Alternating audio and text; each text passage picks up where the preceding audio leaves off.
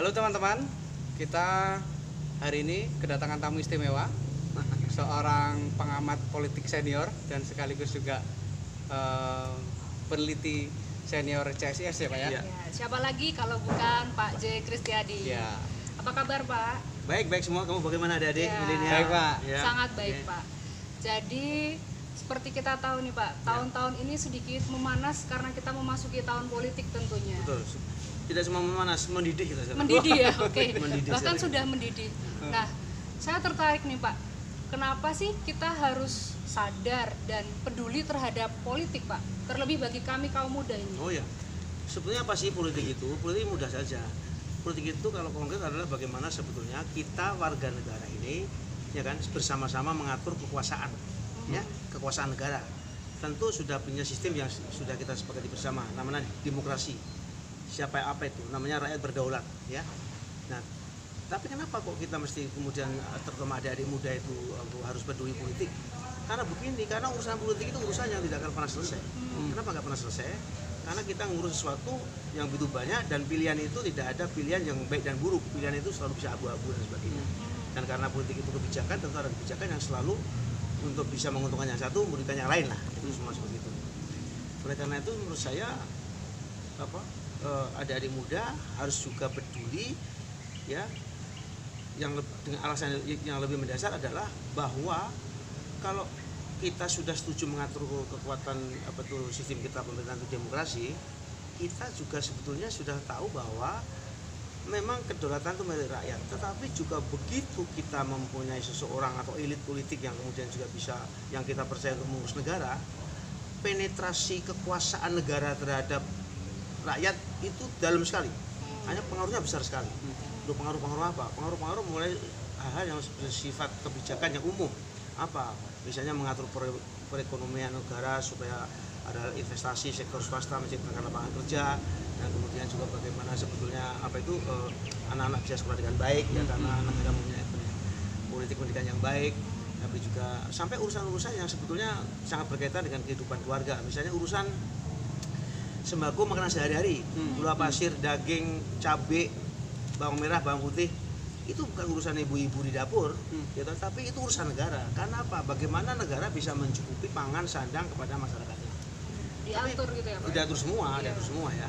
Nah, tapi yang juga bagi adik-adik yang penting adalah bahwa penetrasi itu begitu mendalam karena masuk unsur-unsur yang sudah sangat pribadi. Contohnya apa? Pribadi apa? Pribadi itu misalnya kalau ada dua anak muda-mudi ya sudah saling mencintai dan betul-betul cintanya dari lubuk hati yang paling dalam, ya kan, dan kemudian juga membangun hidup bersama yang mulia, itu tidak bisa kemudian mbak dan mas-mas yang muda ini tiba-tiba nyewa kos-kosan atau beli apartemen atau apa saja untuk tidur bersama. Tidak bisa. Tidak bisa ternyata. Kenapa? Sudah diatur negara ya Pak ya? Negara mengatur semua nih. Kamu Romi dan Juli, ya toh? Ibaratnya tuh. Jatuh cinta boleh jatuh cinta. Murni. Tapi prosedurnya seperti ini.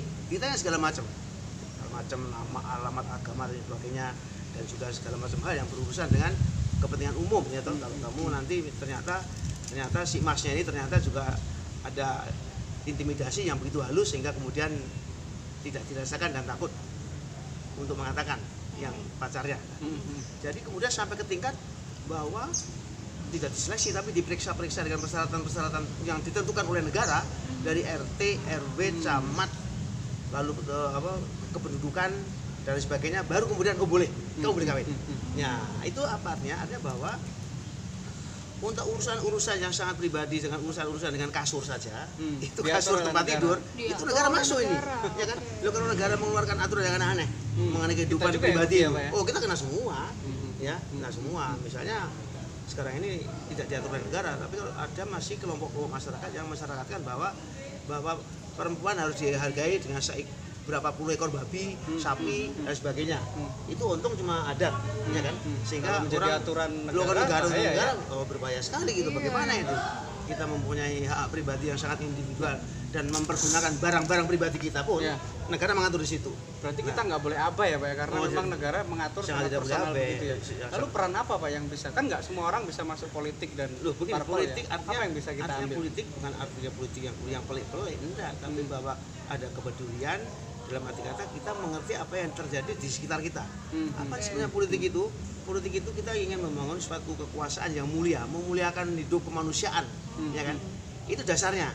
Itu kalau demokrasi itu sistem toh, tapi sistem di situ ada value-nya. Value itu apa? Value memegang kekuasaan, memuliakan kekuasaan yang berasal dari rakyat. Karena mereka itu orang-orang yang pakai jas rapi-rapi, mungkin baunya harum di DPR itu wakil kita semua. Wakil kita sebetulnya.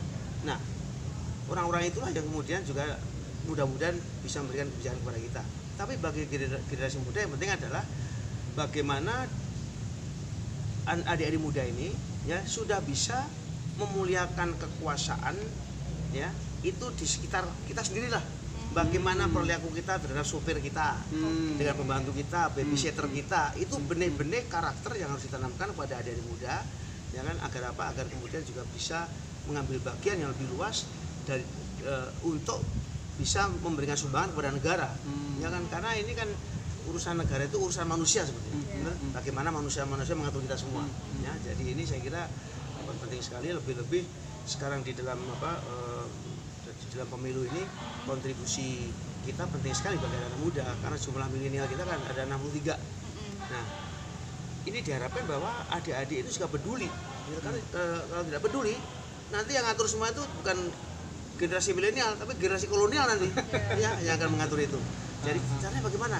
Caranya peduli memilih orang-orang yang nanti akan kita beri mandat kuasa ini, entah itu presiden, wakil presiden, DPR, DPRD, DPD, betul-betul kita milih orang yang betul-betul orang ini kita percaya untuk diberi kekuasaan, ya, kekuasaan seluruh rakyat Indonesia diberikan dia dan dia mempunyai otoritas yang besar sekali untuk menentukan apa masa depan kita ke depan, ya kan? Nah, di politik bukan medan tempat orang menjadi suci. Di politik tempat orang-orang bersiasat untuk kepentingan orang banyak. Untuk teman-teman muda yang ingin bergabung di parpol yang masih baru-baru nih Pak, persiapannya apa Pak? Oh, persiapannya begini, parpol itu kan instrumen kekuasaan. Bagi saya yang penting anak-anak muda kalau masuk partai politik, bagaimana dia bisa mempunyai keteguhan jiwa di dalam nanti masuk arena politik yang penuh dengan godaan. Ya, godaan besar sekali. Kalau orang berkuasa, ya kan bisa bermacam-macam itu. Tidak usah kekuasaan politik, kekuasaan menjadi kepala kelas, menjadi guru, menjadi apa, itu bisa menyalahgunakan kekuasaan sampai membahayakan orang lain, apalagi kekuasaan negara ini. Jadi oleh karena yang pertama adalah bahwa pada masa dia belajar kuliah itu tentu bagaimana dia ini adik-adik juga mempertahankan integriti diri. Ngertilah bahwa namanya copy paste untuk bikin paper tidak betul. Bagaimana menjiplak tidak betul. Bagaimana hal-hal yang pokoknya bertentangan dengan prinsip-prinsip seorang akademik atau seorang yang mau menjadi tokoh masyarakat itu saya kira perlu dirawat sejak muda, apalagi yang mau menjadi wakil rakyat. Karena apa? Karena tanpa ada pendidikan yang baik, tanpa ada persiapan dan kemauan daripada adik-adik ini untuk bisa juga mulai menjaga diri dari godaan yang sangat banyak hedonis di masyarakat kita ini, kemudian akhirnya apa? Akhirnya korbannya menjadi rakyat lagi nanti. Dan siapa rakyat itu? Rakyat itu juga nanti adik-adik yang sudah punya dewasa, punya anak-anak, punya saudara, itu juga akan mendapatkan kebijakan yang justru tidak bisa memberikan sesuatu yang harapan yang baik, tapi justru sesuatu yang bisa merupakan musibah nanti kalau tidak ada kemudian persiapan yang benar, dalam arti adik-adik ini diperlengkapi dengan modal integritas pribadi yang kuat. Dari itu hal-hal penting sekali. kecil di kegiatan sehari-hari kita.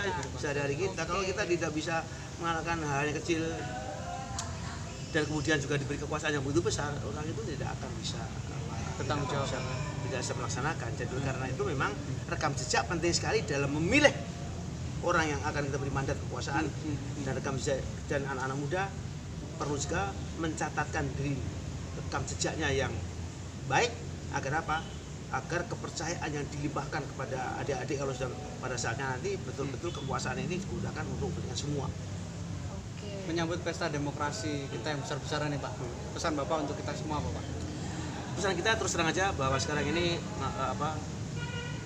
demokrasi sudah tumbuh, berkembang, dan demokrasi itu akan ada terus sampai negara ini ada.